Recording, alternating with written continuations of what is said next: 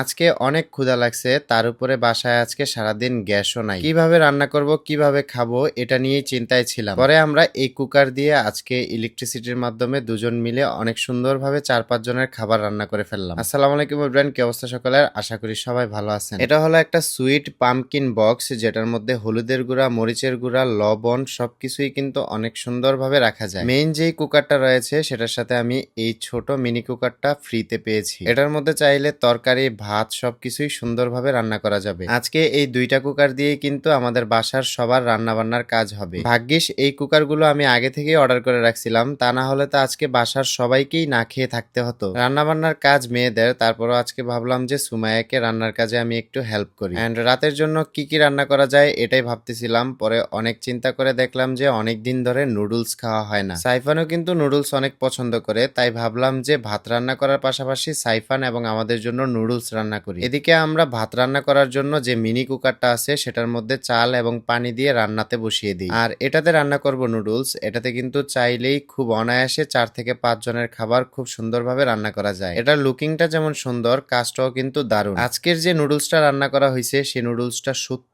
অনেক অনেক বেশি মজা হয়েছে। আমার তো মনে হচ্ছে এত মজার নুডলস আমি এর আগে একবারও খাই নাই। খাবার অপচয় হবে ভেবে আমরা খুব অল্প পরিমাণেরই নুডলস রান্না করার জন্য বসাই, কিন্তু শেষের দিকে আমরা এই নুডলসের জন্য আফসোস করতে করতে শেষ। ভাবতেছিলাম যে আরেকটু বেশি করে রান্না করলে হয়তো ভালো হতো। নুডলস গুলো সিদ্ধ হয়ে যাওয়ার পর আমরা ভালোভাবে নুডলস গুলো ছেঁকে নিচ্ছি। এর মাঝখান দিয়ে আমি আপনাদেরকে বলে দেই এই কুকারটা আমি কোথা থেকে অর্ডার করছি। এই কুকারটা আমি অর্ডার করছি হাসান বক্স ফেসবুক পেজ থেকে। আপনারা এই বড় সাইজের কুকারটা অর্ডার করলে সাথে এই মিনি সাইজের কুকার এবং কাঠের একটা চামচ ফ্রিতে পেয়ে যাবেন, যেটা দিয়ে অলরেডি সুমাইয়া রান্না করতেছে। তো এখন আর দেরি না করে বড় কুকারটা মাত্র 2150 টাকা দিয়ে অর্ডার করে সাথে মিনি একটা কুকার প্লাস এই চামচটা ফ্রিতে নিয়ে নিন। আপনাদের সুবিধার্থে হাসান বক্স ফেসবুক পেজটা আমার এই ভিডিওর ক্যাপশনে মেনশন করা থাকবে। পেঁয়াজ কুচি, টমেটো, লবণ, মরিচ সবকিছু দিয়ে তারপর এখন আমরা ডিমটাকে ভালোভাবে এখানে মিক্স করে নিব। একটা ডিম দিলেও হতো, বাট আমরা এখানে 2টা ডিম দিয়েছি। সবগুলো ভালোভাবে মিক্স করার পর